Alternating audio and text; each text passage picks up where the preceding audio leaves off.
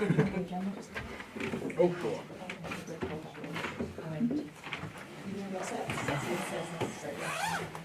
Hey.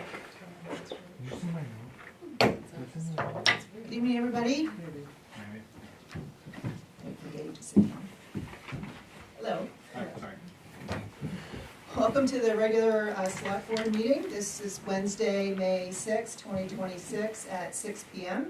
And we're meeting here in the Bethel Town Office meeting room. We do have a quorum with 4 members here this evening.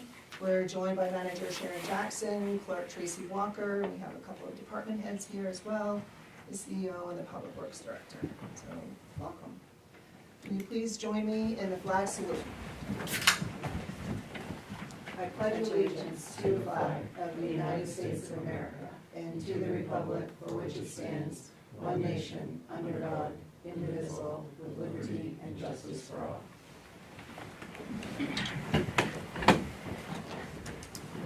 Great. Adjustments to the agenda. I was wondering if we could add an item to, I'm not sure where to put it, but Michelle and I attended the rec meeting last night, and one of the items that we discussed was the line item in the rec budget that was for the Alpine transportation. And so if we bring it up, We wanted to bring it up and just see if we could learn more about it. Might not have any answers tonight. Yeah. So I don't know exactly how to do that and where to put it, but I was just wondering. All right, so is that a motion? Okay. You have a question? No, yeah, I would like to oppose that being added to the agenda tonight. I just found out about that at 5 o'clock. Nate works for me, and I haven't heard anything about this. If he wants something to do with that item, he needs to come to see me first, not go through the support. This is for me, it's clarification of what's already been approved. I'd like to know more information. I still oppose it. It's short notice, and we have long agendas, so I would respectfully ask that you not include that tonight. I will have a conversation with Nate, and like I said, he works for me, and I just found out about that. He didn't request it? Yeah, I think Nate was in here at 5 o'clock. No, I know, but he didn't And never ask said a word us to, tonight. he didn't ask us This to is add it not- to the agenda, but. Would you like to add it to the agenda or make a motion? Sure, I'll make a motion to add a discussion about the Alpine transportation budget line in the rec budget. I'll second it. In order to add something to the agenda, it does need to be a unanimous vote, otherwise it doesn't get added to the agenda. All those in favor? All those opposed? Okay, it is not unanimous, it does not get added to the agenda. One quick thing just to add real quick, at some point, I would love to just revisit that decision and just not revisit the decision making, but just walk through what was decided. Because so much happened at that meeting, it would be helpful to just revisit and have a refresher whenever we're ready. Yeah, that's kind of where I was coming from, but, Yeah. and just in knowing that we might not have any answers, but just to get it out there. We do have, just to add the numbers in, there is warrants 8 and there's 8B, and on the agenda that you have on your table, and not the one that you would have had in your packet, just an FYI, that is warrant 2026-62, and that is in the amount of $179,483.53. It's an FYI. Okay. We will continue forward, and we're at public comment. Does anybody have any comments that they'd like to share? Just please, I know you want to just stand and say your name, where you're from. Hi, I'm Beth Weisberger. I live in Bethel. I just wanted to share that we just a group of us are trying to plan a sort of pre-town meeting party to help people who've never been to town meeting understand the process, how it works, like when you're allowed to speak. I know that it probably took me 5 or 6 going to town meetings, so that you didn't really understand Robert's rules and how everything works.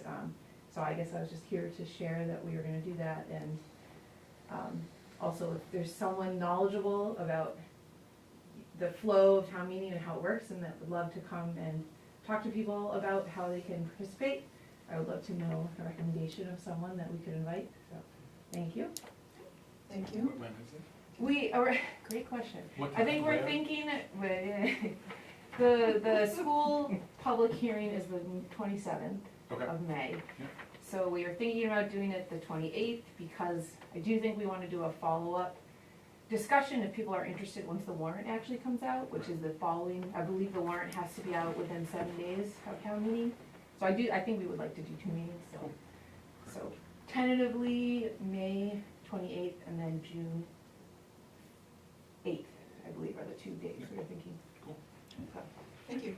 And I don't know if you remember last year that Sharon added like notes to the warrant explaining each warrant article. So Yeah. that's really helpful, so if you like spend some time reading that before coming I think to that meeting, was would what be- our hope or was. people read it. Because I think otherwise you show up and it's just so overwhelming. Yeah, And it's so long and it's like, yeah, but great. but I thought that was really Yeah. helpful last year. Well, thank you for your comments. Anyone else have any comments? Okay, hearing none, we'll continue on. Agenda, we are at 5, action on the minutes of the last meeting, April 15th, 2026. Are there any content amendments? I had a few. Just in the public present, one of the names was Vanessa Farr, but I don't think Vanessa Farr was here, right? Correct. I think it was Clarissa Finks who was here Correct. that night.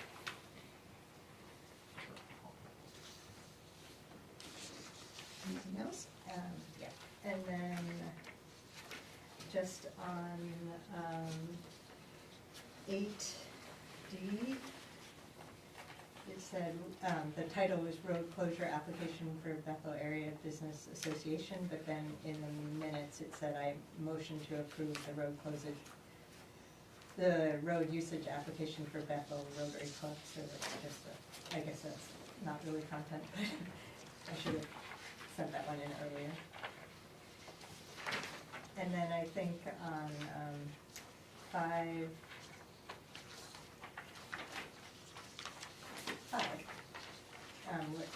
it had Andy Whitney seconded that. I don't think he did. I think it may have been, yeah, but I don't think Andy did say anything. Which one is It it? was number 5, about the letter from the Conservation Commission. I think I seconded your motion. I don't think there was any motion. You He did. seconded the motion, got it. Sorry, I thought it. To accept the I thought- minutes yeah, with I the, thought- yeah. Yeah. Anything else? Anything else? Any motion? Oh, sorry. That's all right. I will make a motion to accept the minutes from Wednesday, April 15th. I'll second. All those in favor? And the motion passes unanimous. Okay.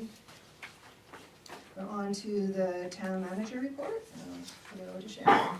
Thank you. The meeting scheduled from May, the rec board meets the first Tuesday of the month at 6:30. ORC the second and fourth Tuesday of the month at 5:30.